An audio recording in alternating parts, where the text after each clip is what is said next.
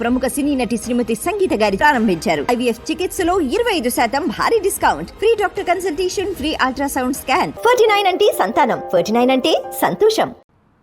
ఇప్పుడు necklace road కూడా LFT పరిధిలో ఉంది, బఫర్ జోన్ పరిధిలో ఉందని చెప్పేసి మహేష్ రెడ్డి చెప్తున్నారు. మరి దాన్ని కూడా కూల్చేస్తారా? ఇప్పుడు మాట్లాడే వాళ్ళకు కొంచెం అర్థం ఉండాలి.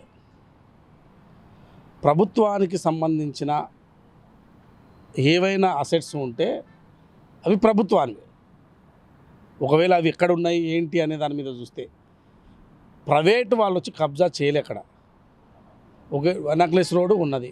ఇప్పుడు నెక్లెస్ రోడ్డు వల్ల ఏమైనా ఇబ్బంది జరుగుతున్నదా? మహేశ్వర్ రెడ్డి గారే చెప్పాలి. నెక్లెస్ రోడ్డు వల్ల ఏమైనా ఇబ్బంది జరుగుతున్నదా? హైడ్రా ఆఫీస్ కూడా ఉందని చెప్తున్నారు. లేదా ఏమైనా ఇబ్బంది జరుగుతున్నదా? అవి గతంలో ఎప్పుడో నిర్మించబడ్డాయి.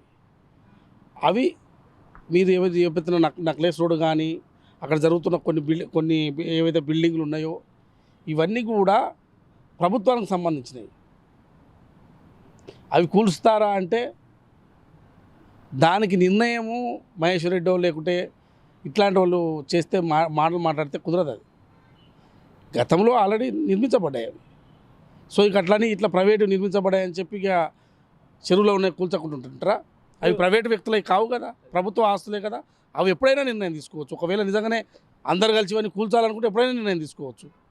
KTR ఫామ్ హౌస్కి మొన్నటిదాకా వెళ్తామన్నారు. ఇప్పుడు హైడ్రా KTR ఫామ్ హౌస్ వెళ్ళడానికి యూటర్న్ తీసుకుందా అంటే ఏం చెప్తారు? ఇప్పుడు ఆ ఫామ్ హౌస్ నిజంగానే అక్రమం అయితే కూలుస్తారు. ఆల్రెడీ అక్రమం అయితే కూలుస్తారు. ఆల్రెడీ నోటీసులు ఇచ్చారు, కొలతలు పెట్టారు అని చెప్తున్నారు కదా, మనం చూస్తూనే ఉన్నాం కదా. సో కాకపోతే మనం అనుకున్నప్పుడే కూల్చాలి, మనం ఈరోజే కూల్చాలి, రేపే కూల్చాలంటే కూల్చరు కదా.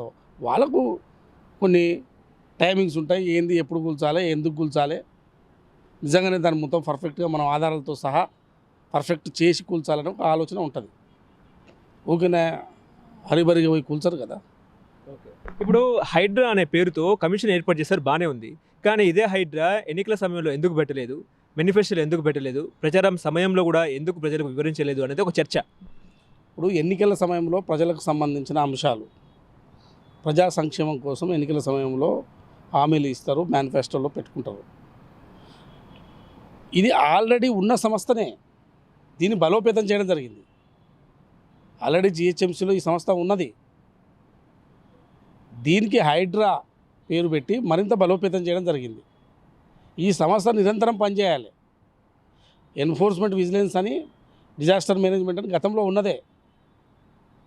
కానీ దీన్ని ఇప్పుడు రెస్పాన్సిబిలిటీగా ఇది మొత్తం మానిటరింగ్ చేయాలి, డిజాస్టర్ ఇట్లాంటివి జరిగినాయని చెప్పి దీన్ని మరింత బలోపేతం చేసారు తప్ప ఇదేం కొత్తగా వచ్చింది ఏం కాదు. ఆ సంస్థ గతంలో పని చేయలేదు, ఇప్పుడు పని చేస్తుంది. తెలంగాణలో కొత్త చర్చ ఏంటంటే కాంగ్రెస్ పార్టీ గ్రాఫ్ పడిపోయింది కాబట్టి గ్రాఫ్ ఎట్లా ఉండాలనే కోణంలో హైడ్రాను హైప్ తీసుకొచ్చి ఏదో నిలబెట్టాలి కాబట్టి ఇట్లా చేస్తున్నారు. రుణమాఫీ ఎక్కడ తులం బంగారం ఇస్తామన్నారు, అదెక్కడ, ఇంద్రమ్మ ఇల్లులు ఇస్తామన్నారు, అదెక్కడ అని చెప్పేసి ఒక చర్చ. దీన్ని డైవర్ట్ చేసేందుకు హైడ్రాని తీసుకొచ్చారా? అన్నీ 6 నెలల్లో కావు. ఆల్రెడీ రుణమాఫీకి సంబంధించి దాదాపుగా పూర్తి అయినట్టే. అక్కడనో ఏదన్నా గ్రీవెన్స్ ఇబ్బందులు ఉండి ఎక్కడో కాకుంటే అవి కూడా ఆల్రెడీ ఇంటింటికి వెళ్ళి సర్వే చేసుకుంటున్నారు. అది కూడా పూర్తి కావడానికి వస్తుంది. ఇప్పుడు హైడ్రా వల్ల గ్రాఫ్ పెరిగిందంటే మంచిదే. ఇంకా ఒకవేళ మీరు అన్నట్టు కాంగ్రెస్ గ్రాఫ్ పడిపోయింది, హైడ్రా వల్ల పెంచుకోవడానికి ప్రయత్నం చేస్తుంది ప్రభుత్వము అని అంటే అది మంచిదే కదా. హైడ్రా వల్ల ప్రభుత్వానికి కానీ పార్టీకి కానీ గ్రాఫ్ పెరిగితే ఇంకా మంచిది. అంటే మంచిగా పనిచేస్తుంది కాబట్టి గ్రాఫ్ పెరుగుతుంది అన్నట్టు దాని అర్థం. ప్రజల వాస్తవానికి కూడా మీరు అన్నట్టు ప్రజలు మొత్తం రాష్ట్ర వ్యాప్తంగా కూడా ఈ హైడ్రా మీద చర్చ జరుగుతుంది. హైడ్రా మంచి పని చేశారు. పథకాలు డైవర్ట్ చేసేసారు. పథకాలు అంటే డైవర్ట్ అంటే ఎక్కడ పోయినాయి? ఉన్నాయి కదా పథకాలు, ఉన్న పథకాలు అన్నీ ఉన్నాయి కదా. పథకాలు స్కీమ్లు ఏం తీసేయాలి కదా. కొత్త స్కీమ్స్ వచ్చేటి వస్తాయి. ఇంద్రమ్మ ఇండ్లు, మీరు అన్న ఇంద్రమ్మ ఇండ్లు ఆల్రెడీ దానికి ఇనాగ్రేషన్ చేశారు. ఇంద్రమ్మ ఇండ్లకు సంబంధించి ఈ కార్యక్రమం పూర్తి చేయాలి ఇంద్రమ్మ ఇండ్లని.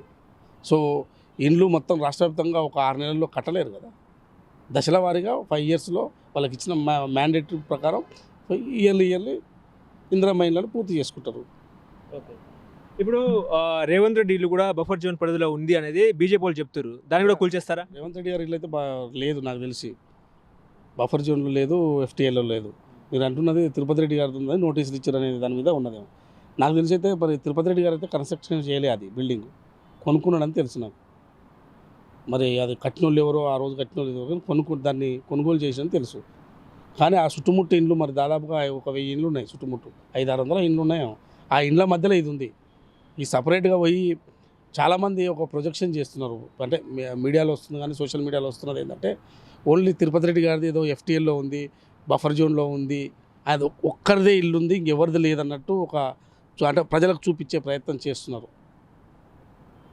తిరుపతి రెడ్డి గారిది చుట్టుముట్టు, తిరుపతి రెడ్డి గారి ఇంటి చుట్టుముట్టు ఇండ్లు ఉన్నాయి, పెద్ద పెద్ద బిల్డింగ్లు ఉన్నాయి.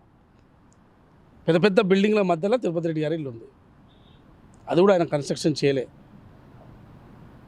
అది కొనుక్కున్నాడు. సో ఏదో మట్టి పోసి కబ్జా చేసి ఆయన కట్టుకున్న ఇల్లు కాదు అది.